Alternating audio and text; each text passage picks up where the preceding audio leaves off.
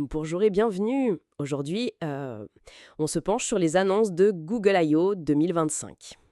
On va essayer de décortiquer un peu leur vision pour l'IA, voir comment ça pourrait s'intégrer dans nos vies. Tout ça assez rapidement. Alors, au cœur de tout ça, il y a Gemini 2.5 Pro. Google le présente vraiment comme son modèle le plus intelligent. Apparemment, il est en tête de certains classements comme LM Marina pour le raisonnement complexe. Oui, c'est ça. Et il intègre aussi LearnLM, qui est plus orienté apprentissage. Ils ont donné un exemple assez fou. Il pourrait coder une appli web simple juste à partir d'un dessin, d'un croquis. Et effectivement. Mais au-delà de la performance brute, ce qui est vraiment notable, je trouve, c'est ce nouveau mode Deep Think. Ah oui, DeepThink. C'est quoi exactement? En fait, Google explique que ça repose sur des recherches en raisonnement avancé. Euh, un peu comme s'il y a exploré plusieurs pistes en parallèle avant de donner une réponse. D'accord, donc une IA qui réfléchit un peu plus, quoi. C'est l'idée, oui. Aller vers une analyse plus profonde. Plus profonde, pas juste une réponse directe. Et ça mène à une autre grosse tendance, j'ai l'impression, l'IA qui devient un agent.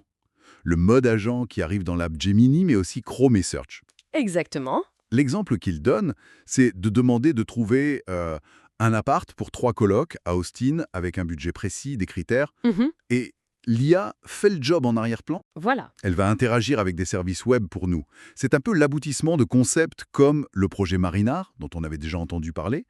On délègue des tâches complexes. De mythes ces systèmes, hein. Comment ils interprètent nos demandes. Bien sûr. Et l'autre gros morceau, c'est la personnalisation.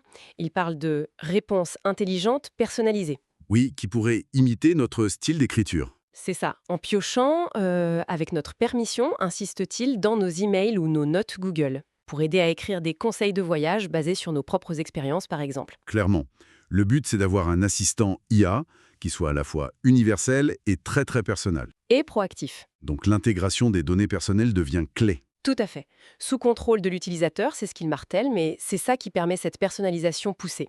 Comprendre la question, mais aussi le contexte de la personne. Et tout ça, ça transforme aussi Google Search, le nouveau mode IA dans la recherche. Ah oui, Il pourrait gérer des questions beaucoup plus complexes, analyser des données qu'on lui fournit, même les visualiser en graphique pour le sport, la finance. d'accord. Et on retrouve cette capacité d'agent pour réserver des billets directs depuis les résultats, par exemple.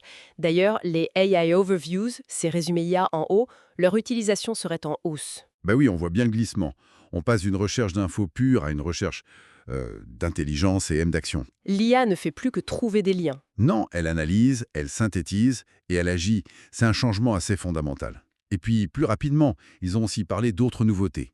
Gemini Flash, plus rapide, des améliorations pour générer des images, de la vidéo avec Imagen 4, VO3 qui gère l'audio aussi. Oui, la vitesse d'innovation est assez impressionnante. Et surtout la diversification. Texte, code, images, vidéo, audio. Il y a aussi Scintidé pour le watermarking des contenus IA, ce qui est important. Et Flow, Beam pour la vidéo 3D, la traduction temps réel dans Meet. C'est ça. C'est moins une liste de fonctions qu'une vraie plateforme IA multimodale qu'ils construisent, intégrée un peu partout. Et pour interagir avec tout ça, il y a Android XR qui se profile, avec des partenariats pour des lunettes, Gentle Monster ou Warby Parker. Des lunettes connectées, donc. Oui, l'idée serait de parler à Gemini via les lunettes, de voir des infos en surimpression ou en itinéraire en 3D. Et là, on boucle à boucle en quelque sorte. L'IA devient plus capable avec DeepThink, plus active avec le mode agent, plus personnelle. Et accessible via de nouvelles interfaces. Voilà, bon, alors pour résumer très vite, Gemini plus performant, qui réfléchit, une IA qui devient un agent et agit pour nous, plus de personnalisation via nos données avec accord, c'est le point clé, et puis de nouvelles interfaces comme ces lunettes XR. La vision globale, c'est clair, un assistant IA partout intégré dans l'écosystème Google qui rend la tech plus proactive. Et ils aiment bien dire que des décennies de recherche deviennent une réalité pour tout le monde. Ce qui nous amène peut-être à la question pour la suite. À mesure que ces IA deviennent plus autonomes, plus personnelles en utilisant nos infos, quelle place on veut vraiment leur laisser? Quel contrôle on souhaite garder? C'est sans doute la grande question qui va accompagner tout ça. Oui.